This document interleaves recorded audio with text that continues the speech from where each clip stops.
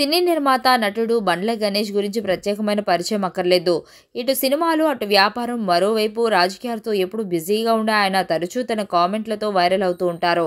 తాను ఇష్టపడే, అభిమానించే వ్యక్తి కోసం ఎంతవరకైనా వెళ్లేందుకు వెనకాడని మనస్తత్వం ఆయనది. ఈ క్రమంలోనే టీడీపీ అధినేత, ఏపీ సీఎం నారా చంద్రబాబు నాయుడుపై వీలు చిక్కినప్పుడల్లా తన అభిమానాన్ని చాటుకుంటూ ఉంటారాయన. గతంలో చంద్రబాబు అరెస్ట్ అయిన సందర్భంలో హైదరాబాద్లో ఏర్పాటు చేసిన సభలో బండ్ల గణేష్ చేసిన ప్రసంగం గూస్ బంప్స్ తెప్పించాయి. మొన్నటికి మొన్న చంద్రబాబు 75వ జన్మదినం వేడుకల్లో పాల్గొన్న ఆయన మాట్లాడుతూ, మా పాప ఈరోజు ఎవరి పుట్టినరోజని అడిగింది. దేవుడు పుట్టినరోజని చెప్పా. సంక్రాంతి, దీపావళి పండుగ కన్నా పవిత్రమైన పండుగ చంద్రబాబు పుట్టినరోజు అంటూ వ్యాఖ్యానించారు. తాజాగా తన అభిమాన నాయకుడు చంద్రబాబుని కలిశారు బండ్ల గణేష్.